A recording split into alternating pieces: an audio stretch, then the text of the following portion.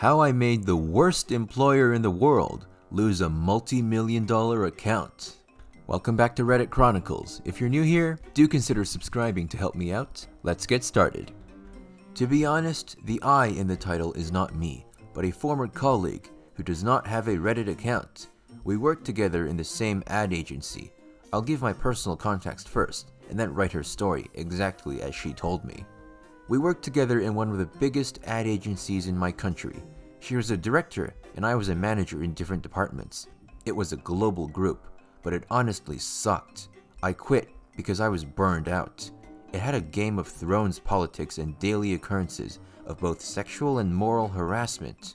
That place was the worst professional experience and one of the worst personal ones I have ever had. F them. Now for the story. It is a long one. English is not our first language. Mobile. I was hired as an account director for a huge ad agency. Let's call it FFC. My account was one of the top 5 accounts in the agency and was worth at least 7 digits. My boss, the account's vice president, was one of the worst human beings I have ever met. He was sexist, rude, and liked to play favorites. When I got there, as a young and okay-looking woman, I instantly became one of his faves. He was married, by the way. One day we left a happy hour together and he offered me a ride. I lived nearby him, so not overthinking it, I accepted. He made a move on me. I politely refused and left the car. After that, my life became a living hell. He would not include me in important meetings and then complain that I didn't know things that were discussed. My reviews went from 5 stars to 1. He pretended he didn't remember a raise he had promised. He would talk with my team, then ignore me. The work, which was already hard, I worked 80 hours a week, became unbearable. I almost quit. I had a long conversation with the agency HR, which went nowhere because she was his personal friend. I even escalated it to the president, with whom I had a friendly relationship, and he said I was reading too much into things. One thing I did right though is that I had a great relationship with my client, so they were afraid to fire me. I had helped save the account, which was almost lost when I was hired. So they played a smart hand. They hired a girl who had worked with my client on his former company, with whom he had a friendly relationship with, to replace me. They then put me aside on a smaller account, which was on the verge of being lost, so they could justify firing me when that happened. But then I got lucky. My original client got promoted and opened a marketing manager position under him. When I applied, he even skipped a few hiring steps. This was October, and I was to start on January. I asked him not to disclose to the agency that he had hired me until I had the chance to tell them myself. The position would not work directly with the ad agency, and I no longer managed their account, so there was no conflict of interest, and he said okay. Honestly, he couldn't care less. I was planning on giving them my 1-month notice, required in my country, on November, so they could have time to find someone else. I was fired October 31st. It would have been the worst experience in the world, if I cared. The VP asked me to his office to fire me. He said no one would believe me, that I would never find another job in the market, that I had ratted him out to HR, and that I was incompetent, and all the worst things someone could have said. He sent me to HR to sign some papers, and told me to leave the building afterwards. I recorded him. When I went to HR, the woman in charge sat me down and kept making snark comments about me not appreciating working in one of the biggest ad agencies in the world, that I could have been great. It was surreal. Being fired in my country grants people a fair amount of money. I would have received around 5 months' pay per the law. She wanted me to sign papers accepting that. I said no, and played the record from the VP. She went pale because she knew that was a lawsuit, and also that the global team would not like it at all. I left that day and said I would contact them through my lawyer, never said anything about the job lined up. The next week, I, my lawyer, my recording, and a bunch of other documents, emails, text messages, sat down with the agency to negotiate. I ended up with over 15 months' pay.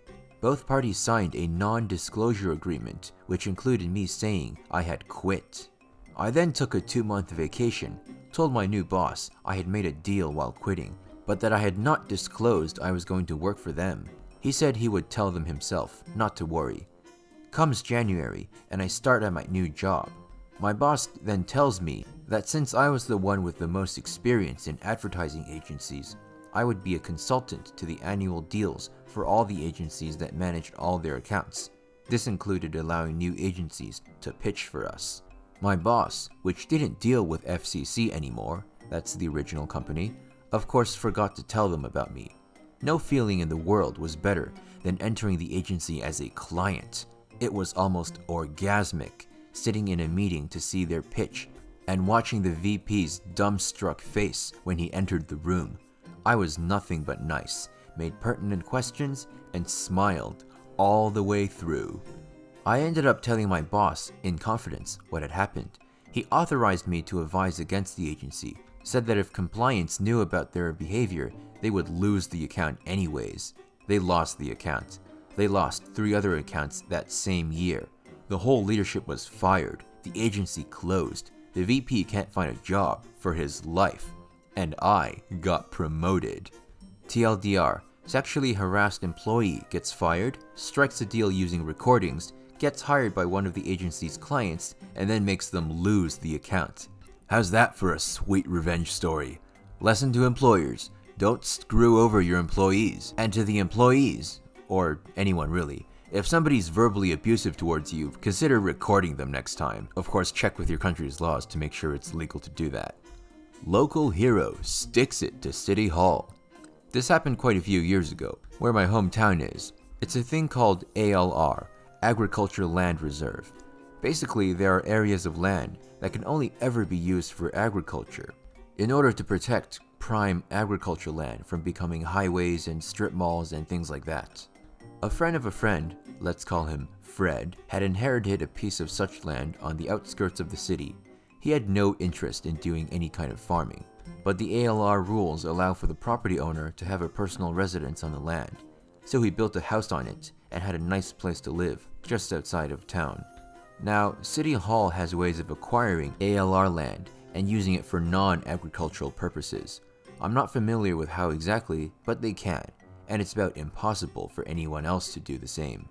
One thing the city would do is acquire ALR land and turn it into condo developments. They had a vision for 3 high-end condos to be built where Fred's property was. They had already bought the properties on either side of Fred's land and were going after his too. The city was only offering Fred the property value, and since he'd just built a house there, he'd be losing on the deal, so Fred said no. While the condos on either side of Fred were being constructed, the city used every tool they could to try and expropriate Fred's land, but the ALR restrictions made it tricky. Finally, they told Fred that since his land was ALR, he needed to be using it for agriculture within 30 days, or they could take it from him. Fred's response? Pig farm. He crammed as many pigs onto his property that he legally could. Full compliance with farming regulations, health and safety.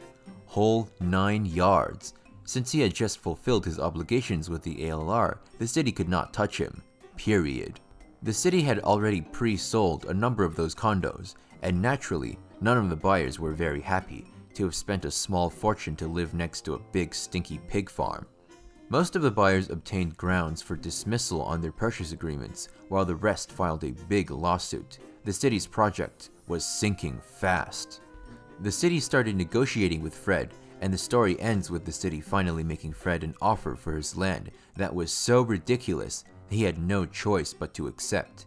The city finished their condo project, but thanks to Fred, they did not make nearly as much off of it as they had anticipated. Pig farm. Absolute genius. Just goes to show it pays to know your rights and how laws work. So here's an interesting poem I found in the comments section of the post. Very Dr. Seuss. A friend of a friend, let's call him Fred, with city council went head to head. In a shady move, they tried to steal his land. If it's not a pig farm, then you'll be banned. So Fred decided, with a little smirk, that he would put his land to work. He bought some pigs, and then some more, and then another, just to be sure. Because if you want a stink that's big, nothing's worse than the shit of a pig. The city council was so mad. We're losing money. Fred said, too bad. I followed your rules. My land's a farm. It's not my fault you've come to harm. The council sighed. They had been beat, so they gave up and cried retreat. When they came back with hat in hand, they asked, can we buy your land? With this request, they named a sum that made Fred happy, but then quite glum. He took his pigs and the council's cash. New condos went up in a flash. And though the council made some money, I still do think it's kind of funny that by following the city's rules, Fred won the day with his pig stools. Well-deserved credit to Susie Frost for that. Makes me nostalgic. Maybe I should read Dr. Seuss books from now on. Actually, why don't you guys give me your thoughts in the comment section? Should I make a video reading Dr. Seuss books? You won't pay me? Okay, I'll double my work. Okay, so some backstory. I was 13 and lived in a really fancy neighborhood, and every year we had a best lawn competition. The prize for the winner is a $500 check. Some of the neighbors are really nice, but some are rich snobs.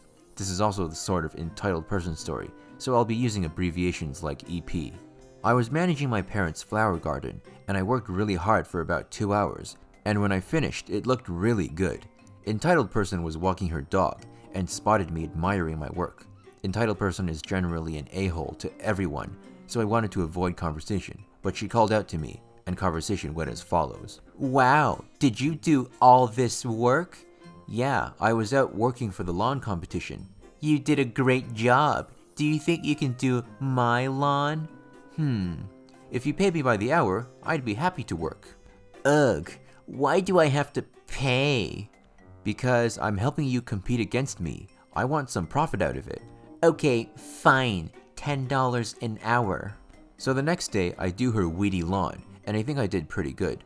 I pick up every single one of her weeds, I cut the grass, I even buy some flowers for the patches of dirt where the large weeds used to be. After 4 hours of work, I knock on entitled person's door to let her see the work, thinking she would be impressed. I was very wrong. Ew! What is this? I was confused, but I wanted to see if I missed anything. What? The grass is the wrong color. The grass is green. What color is it supposed to be? Orange-ish. I want my lawn to have fall colors. Which I'm pretty sure is just a made-up excuse. You didn't say that? You should have known. Now get out of here, because you ruined my lawn. I'm not paying you. Wait, what? Entitled person walks into her house and slams the door. I go home and start to plan my revenge. Around the neighborhood, I hear entitled person bragging about her perfect lawn. About a week later, I stay up until 12, and I go to a compost pile behind my house and gather up all the weeds I tossed from my own garden. I go to entitled parent's house and spend another hour kicking up her flowers, adding bug bait, and replanting the weeds in her yard. That morning was the morning of the competition. By the morning, her garden had some bugs and looked like the house was abandoned. It was worth all the work to see entitled person's face in the morning. Imagine a toddler who just saw his favorite teddy bear get ripped to shreds. We didn't win the competition, but entitled person came in last and was humiliated. Entitled person knew it was me and tried to get me in trouble, but I asked her if she had proof. I also told the whole neighborhood about the situation, so the other neighbors began to dislike her. Entitled person never spoke to me again and eventually moved away, maybe because of the humiliation. Trust me, rich people care about lawns very much. Edit. For all those wishing I spray painted her lawn, damn, that's a good idea. I wish I would have thought to spray paint her lawn. Nothing much to add here, just another satisfying revenge story. She'll regret that later. Note: names, places, and some medical issues have been changed for privacy reasons. So, a little background. I met this girl a year and a half ago. She was one of my partner's friends, and was friendly with one of his best mates. Immediately, she started glaring at me and started flirting with my partner, completely ignoring me. I later talked to my partner, telling him how uncomfortable she made me and how she was disrespectful. He talked to her but brushed it off as she was shy. She was not. She slept with every single boy in that group. Months pass, and she's had small digs at me. Nothing major, but enough for me not to want to be around her. I had my own issues with the group of friends, later sorted, and was told they didn't know they were doing things. This girl continuously got more and more vicious, calling me names at first, then making fun of my disabilities. I have severe mental and physical health issues. She even went as far as to try and look like she was the victim. Over 9 months ago, I was diagnosed with stage 3 cancer. My partner and I were going through a rough patch because of this, and were fighting. We were both extremely scared. She manipulated the situation to try and make him break up with me.